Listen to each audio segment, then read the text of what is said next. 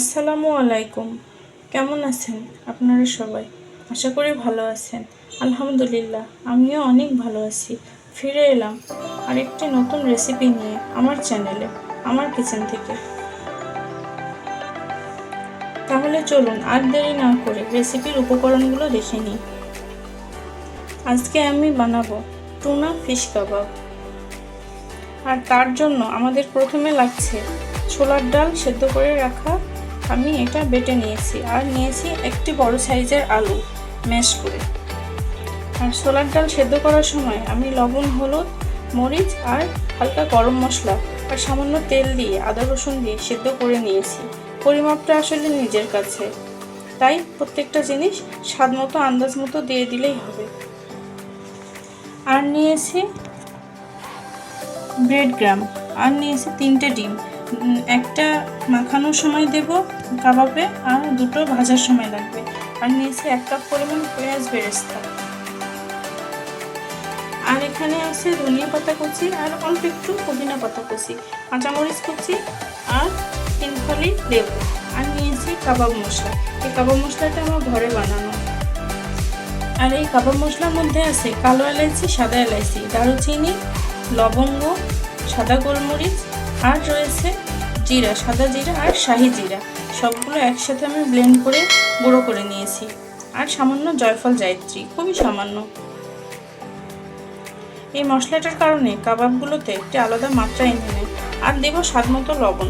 যেহেতু আমি ছোলা সেদ্ধতে লবণ দিয়ে নিয়েছি, তাই খুব সামান্য পরিমাণে লবণ দিব। আর এখন আপনাদের মেইন উপকরণটি দেখাচ্ছি, যেটি না হলে টুনা ফিশ কাবাব সম্ভব নয়। সেটা হচ্ছে 1 কেজি টুনা ফিশ। এখানে আমি লবণ, হলুদ, আদা রসুন দিয়ে একটু সেদ্ধ করে নিয়েছি। নেওয়ার পর কাটা ছেড়ে এভাবে ঝুড়ো করে নিয়েছি। এখন একটি মাত্র ডিম দিব, দিয়ে বাকি সব উপকরণগুলো একসাথে মাখিয়ে নিব। নিয়ে কাবাবের আকার দিয়ে দিব। আপনাদের এরপরে দেখাই দিব। ফিরে আসছি একটু পরে। এখানে আমি সব উপকরণগুলো একসাথে দিয়ে নিয়েছি। প্রথমে আলু সেদ্ধ আর ছোলার ডাল বাটাটা নিয়েছি, তার উপরে টুনা ফিশ দিয়েছি, তার উপরে দিয়েছি বেরেস্তা, পেঁয়াজ বেরেস্তা, 1টা ডিম, কাঁচামরিচ 3-4টে কাঁচামরিচ কুচি, আর ধনিয়া পাতা, পুদিনা পাতা, একটু লেবুর রস চিপে দিয়েছি। আর নিয়েছি 3 টেবিল চামচের মতো টমেটো সস আর 1 চামচের মতো সয়া সস। আর ব্রেড গ্রামটি আমি একটু একটু করে দিব মাখানোর সময়। একটি টাইট ডো তৈরি করলে কাবাবগুলো অনেক সুন্দর হয় এবং ফ্রিজে ফ্রোজেন করার জন্য খুব বেশি পারফেক্ট হয়ে যায়। আর সাথে রেখেছি আমি একটুখানি বেসন আর একটুখানি ফ্রেশ ময়দা, কারণ যদি ডোটি অনেক বেশি নরম হয়ে যায় তাহলে আমি এটা অ্যাড করব এটার বাইন্ডিংটা ঠিক রাখার জন্য। আর প্রয়োজন না হলে আমি বেসন আর ময়দাটা দিব না। এখন চলুন সব উপকরণগুলো একসাথে মেখে নিয়ে কাবাবের শেপ দিই। এরপরে আমি ফিরে আসছি। আর নিয়েছি একটুখানি তেল। কাবাবের শেপ দেওয়ার সময় হাতের মধ্যে তেল মাখিয়ে শেপ দিতে হবে।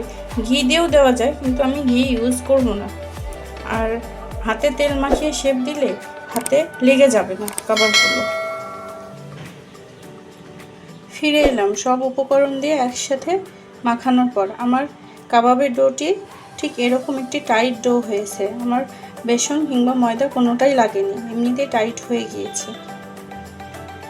এখন ঝটপট কাবাবগুলো বানিয়ে নিই। আমার কাবাবগুলো ঠিক একদম পারফেক্ট হয়েছে, আর দেখতে খানিকটা এরকম। এখন আমি ডিমের সাথে ভেজে নিব, আপনাদের দেখাচ্ছি।